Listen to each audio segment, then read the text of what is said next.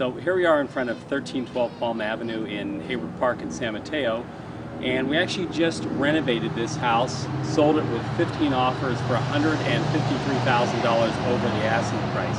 So Kerry, why don't you tell us some of the things that we did to take the house from what was basically a neighborhood eyesore to what's considered to be a showpiece right now. Hi, I'm Kerry Roth with Decor Staging, Home Design and Renovation. This house was in extremely rough condition when we initially saw it. The front yard was completely overgrown. Although the exterior shingles and paint were in good condition, we did repoured the sidewalk that we're standing on, the pathway, and painted the front porch and the front door. The rest of the renovation was completely done inside the house. So come on in, let's take a look. So if we were walking into this house like we did the first time, back 3 or 4 months ago, we would have had to have warned you of the overwhelming smell on the inside of here. There was a gentleman who had been renting the living room, just the living room, not the rest of the house, but renting the living room for 20 years that had some, let's say, incontinence issues. So when we first walked into the house, it was pretty disgusting, and the smell would about knock you out. It was atrocious. It was the roughest condition home that we've done thus far, and Chris and I have done many renovations together. It literally, the smell knocked you back a couple of feet. There were different tenants in different rooms, and the interior had not been tamed in quite a few years. So there was a lot of work to do on the inside.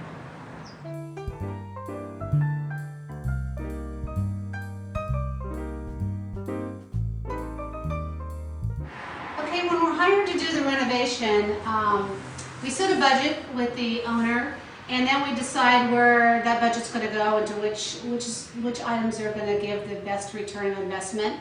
In this particular house, because of the age of the house, the beautiful moldings, I decided that we were going to use a lot of salvaged items from other older homes, which is a great way to go green, reuse items. There are several salvage yards here in the Bay Area that you can use.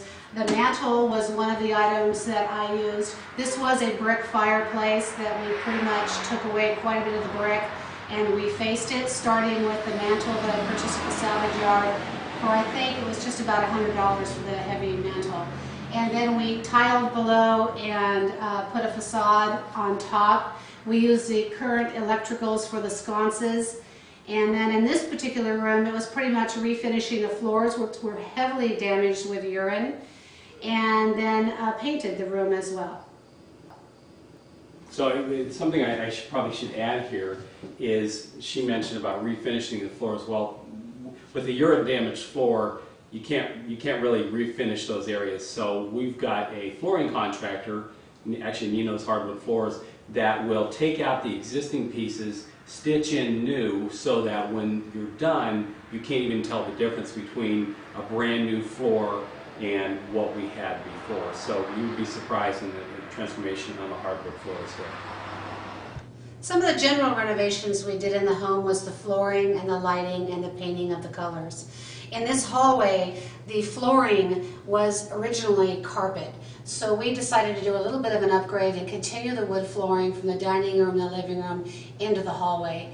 And then we replaced the carpeting in the bedrooms. And as you will note, I always color the bedrooms, each bedroom a different beautiful color, so the color transcends through the house and repeats itself. And a room is always much more beautiful, painted a beautiful color, than just a beige.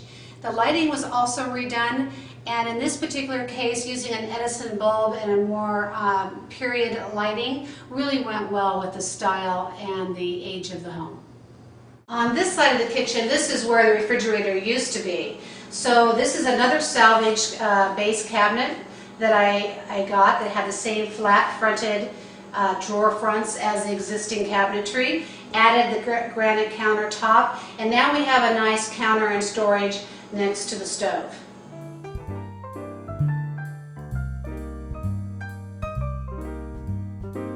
So let me tell you about what we did on the bathroom. The bathroom was every bit as bad or maybe worse than any of the other parts of the house. Imagine this, we had 4 independent guys living in this house, all using the same bathroom for the past 20 years, so it was in pretty bad shape. Actually, if you look at these walls right now, they look awfully good. There was an acrylic wall panel, let's call it, on the walls, something that looked 25, 30 years old, that was glued to the original beadboard. So we removed that, replaced it with new beadboard, put a new sink pedestal in here, put a new toilet in, and then if you can see here on the tub, this tub was really, really bad. It was brown, it was chipped. We took out the shower enclosure here and then had nice tub and tile respray this with a new enamel so it looks just like a brand new tub. And then if you've looked at the floors, you'll see that we took an old vinyl tile, or excuse me, an old vinyl sheet flooring and replaced it with this new tiling here. So here's what we did in this, let's call it the back bedroom. When we first came in, this bedroom didn't have a closet. And on the back side of the kitchen, which is actually right next to this room, there was a closet. So what we did was we actually cut in a door here, a door that's a salvage door from a local salvage yard, a period correct door, added some new molding to match the original molding, and put this closet in here, therefore making this a true bedroom with a closet. Another thing that we did was some other salvage doors. These are 1920s doors that we got from a local salvage yard, and put these in place of some 1970s sliding glass doors that had been severely damaged by some of the tenants. If you can see outside there a little bit, you see that we painted the concrete gray. Another one of the problems that the tenants caused was one of them was actually an artist, and they were using paints and using etching materials that stained the concrete to the point where it just didn't fit with all the other work that we did in the house. We painted that. So completely renovated this room with original materials and at a very low cost. Okay, we're now in the backyard and we're on the other side of the French doors that Chris was just showing you on the 3rd bedroom.